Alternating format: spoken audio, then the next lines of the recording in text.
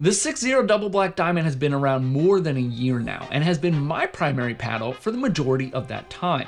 But with more than a year of paddle advancements, is this paddle still worth it in 2024?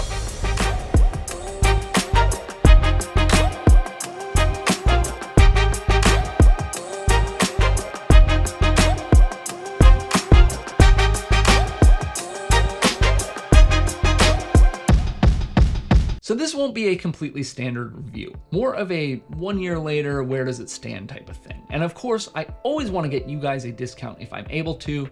I'm actually finalizing that while I record this video. So I'm going to put the discount down below if I get it sorted out before the video goes live. And if you don't want to watch a whole video, no worries, I've got you. The 6-0 Double Black Diamond is a hybrid shape thermoformed paddle available in both 16 and 14 millimeters that gives you good power when you need it, great pop and spin, a very large sweet spot, and is an exceptionally forgiving paddle. It was the talk of the town when it came out, and rightfully so, bringing many people over to the 6-0 brand. Its position in the paddle space has definitely changed over the past year with where it fits, but that doesn't change that this is still a terrific paddle at a respectable price point, making it a great option for those looking to make their first real paddle purchase. And if you're here for all the details, let's dive in, starting with the basics. As I mentioned, the 6-0 Double Black Diamond is thermoformed, hybrid shape, has a Toray T700 carbon face, and I am specifically looking at the 16 millimeter version, though it's also available in 14 millimeters. It has an average weight of 8.1 ounces, a swing weight of 114, and a twist weight of 6.8. The grip is 5.5 inches long, and the circumference is 4.25 inches. With those out of the way, let's look at what I think are some of the most important categories when considering a paddle, starting with power. This is one of the more interesting categories for this paddle, especially as we look back over the past year or so.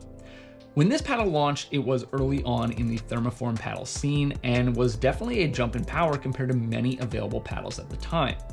It was and still is labeled as a control paddle on the 6-0 website, but that naming is really in relation to their other paddles, specifically the single black diamond, which is their power paddle.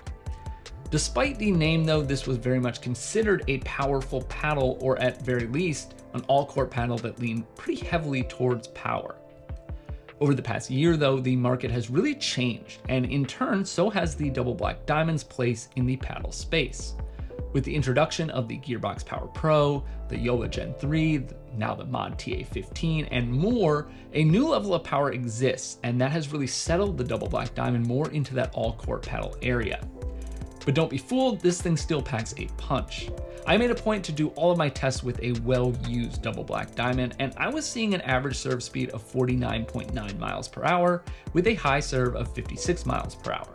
And one important note that I want to make is that I did feel like there was a break-in period with this paddle. When I first got it, after using a demo paddle for a few days, I remember being a bit discouraged as I didn't feel like I had all this power. I had kind of lost it. But after a handful of sessions, I felt like it kind of broke in and it felt normal and more powerful like I was expecting. Now on to control, and the Double Black Diamond provides pretty great control, especially after a slight adjustment period, depending on which paddle you're coming from. The Double Black Diamond definitely has some pop to it, which we'll talk about in a bit, and that can make drops, resets, and dinks a little more challenging. But once you get used to the paddle, you're gonna end up loving the extra feel that it gives you compared to a more dull paddle, and that's what I've found in my experience. Now, I have found that I have to be slightly more mindful with my control shots, especially resets with this paddle compared to something like the Selkirk Lux that practically resets for me. But that's a small price to pay for something that delivers so well in so many categories. Speaking of pop, the Double Black Diamond has excellent pop and was one of its selling points when it first hit the market. Now, yes, it can take some getting used to for those more controlled shots, like I mentioned earlier, but it can also be a weapon at the net, providing you a bump in power when you find yourself in hand battles with very minimal effort. Next up is spin, and is another category where this paddle really delivers. It doesn't feel terribly gritty, but the T700 carbon fiber face provides ample spin for your game. I know others tested RPM when this paddle came out at over the 2000 mark, and I'd actually venture a guess that this was one of the earlier paddles to exceed that number. Again, I tested my well-used Double Black Diamond with a face that has been absolutely beat up over the past 10 months or so, and I still found myself getting an average RPM of around 1850. Next up is speed, and I think this is one of the highlights for this paddle and why after testing so many paddles a year ago, I ended up going with the double black diamond. It feels incredibly fast in your hands, thanks to its low swing weight of 114. And I absolutely love fast paddles like this for my game. I feel responsive and quick at the net for hand battles. And with the double black diamond specifically, I don't feel like that comes at a cost due to its average weight and great pop off the face. I also lean towards lower swing weight paddles as I find them to be less strain on my arm over time. Of course, there are other variables that play into that, but while I have found other paddles to give me some elbow soreness, the double black diamond has never done that for me. Now, a few other quick notes that weren't covered in the previous categories. The sweet spot is excellent on this paddle, as is normally the case with thermoformed paddles, but I find this to be particularly forgiving, as I mentioned in the opening segment. The large sweet spot is great, but there are certainly times that I miss the sweet spot, and even then, while the shot isn't as good as it could have been, I find that on those missed hits, the percentage of shots that still end up being okay with this paddle is higher than most other paddles that I've played with. Also, the design of this paddle is kind of right in the middle. It's not groundbreaking by any means, but it does the job. It doesn't look lame or anything like that. It's pretty sleek, mostly black, and I like the little diamond icons. Now let's quickly recap where this paddle really excels and where it falls short, finishing with the ultimate question of, is this worth it now over a year later? I think the 6.0 double black diamond excels in being an incredibly well-rounded paddle, which in turn, I think, makes it a very accessible and approachable paddle for people looking to upgrade from a starter paddle.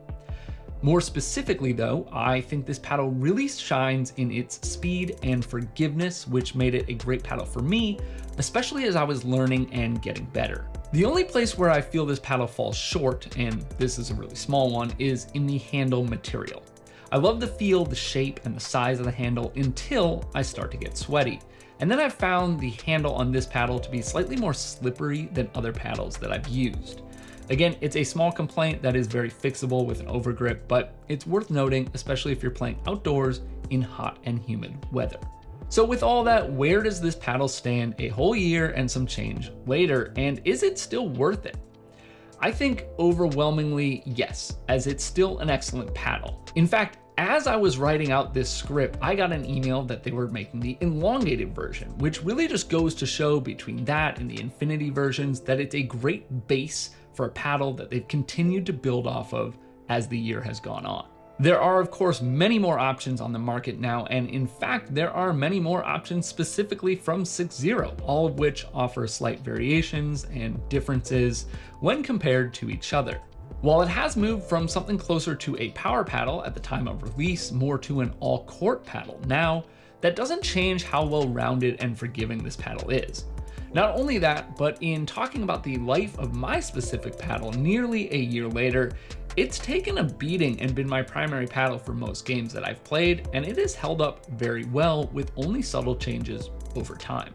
I have many more paddle reviews in the works, but thought it only fitting to feature what has been my primary paddle in my pickleball journey here for my very first review. I hope you found this helpful. Let me know if you are still using this paddle or if you've moved on from it, and I'll see you in the next video.